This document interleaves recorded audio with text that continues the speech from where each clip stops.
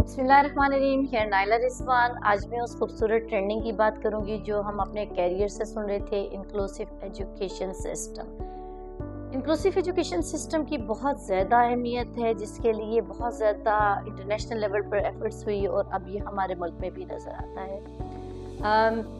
यहाँ पर मैं एक चीज़ मेंशन ज़रूर करूँगी उन तमाम पेरेंट्स को जो कि स्पेशल नीड बच्चों के साथ हैं, उनकी थेरेपीज़, उनकी एजुकेशन के लिए फ़िक्रमंद हैं और इंक्लूसिव एजुकेशन प्रोग्राम्स को कैरी कर रही हैं। मेन स्ट्रीम स्कूल्स में हमारे ऐसे डिपार्टमेंट ज़रूर इंट्रोड्यूस करवाए गए हैं जो कि स्पेशल नीड बच्चों को भी एंटरटेन करते हैं, डील करते हैं। दैट्स वेरी पॉजिटिव थिंग कि इन बच्चों को हमने सोशलाइज लेवल पर इनके बिहेवियर जो 101 लेवल पर इंट्रोड्यूस करवाए जाते हैं, थेरेपी दी जाती है उनको जनरलाइज लेवल पर, तो उनके लिए एक ऐसा सेटअप बहुत ज़रूरी है जहाँ पे ये मेन स्ट्रीम में या इंक्लूसिव एजुकेशन में अपने हम उम्र बच्चों के साथ मिलें और उनको इम्प्लीमेंट करें। इनके सोशलाइजेशन बेहतर हो, इनका इंटरेक्शन बेहतर हो, इनकी टू वे कम्युनिकेशन बेटर हो।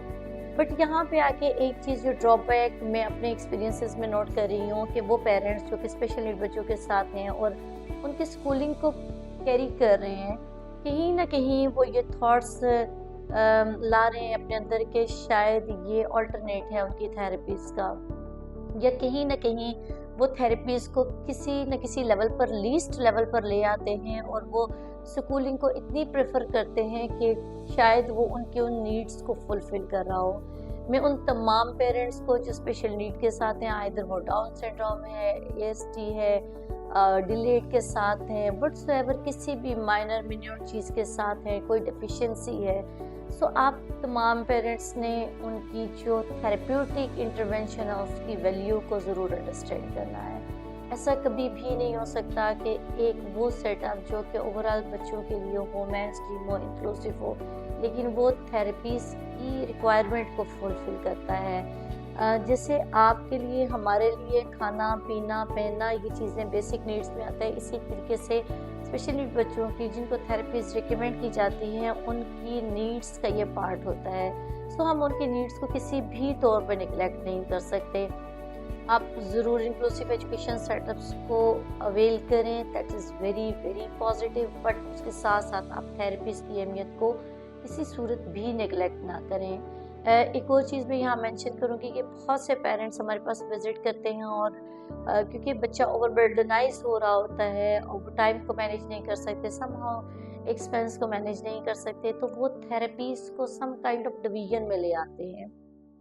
लाइक अगर बहुत से बच्चे हमारे सराउंडिंग में ऐसे हमें नज़र आते हैं जिनको 3 थेरेपीज़ की ज़रूरत है, लाइक स्पीच, बिहेवियर और ऑक्यूपेशनल थेरेपी की ज़रूरत है, और पेरेंट्स रिकमेंड करता है कि एक दिन हम स्पीच ले लेते हैं, एक दिन हम बिहेवियर ले लेते हैं और एक दिन हम ऑक्यूपेशनल थेरेपी ले लेते हैं। आई विल रिकमेंड कि जिन बच्चों को 3 थेरेपीज़ की ज़रूरत होती है, काइंडली वैसे ही आपने अंडरस्टैंड करना है कि उनकी थेरेपी की फ्रिक्वेंसी क्या होनी चाहिए, आपको एक्सपर्ट क्या कह रहे हैं। अगर तो उन बच्चों को पैरेलल 3 थेरेपी की ज़रूरत है, ओबियसली हमें उन 3 थेरेपीज़ को पैरेलल फोकस करना होगा।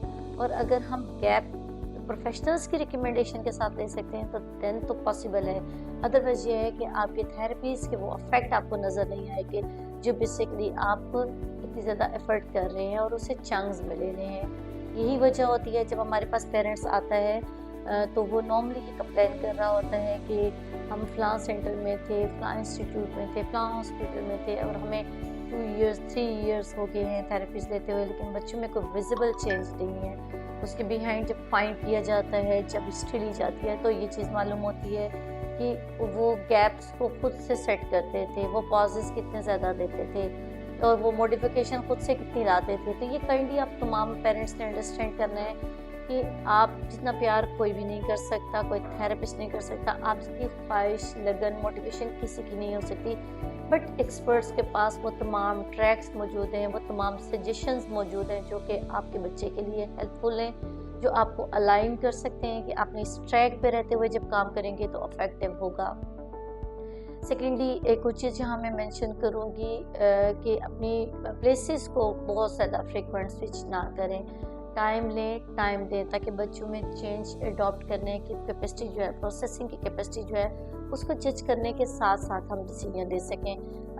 होप सो वो तमाम पेरेंट्स स्पेशली बच्चों के साथ काम करें। जब छोटी छोटी चीज़ों को अपने एक्सपीरियंसेस पे ऐड करेंगे तो होप सो बहुत ज़्यादा बेनिफिट होगा। थैंक यू सो मच, अपना बहुत सा ख्याल रखें।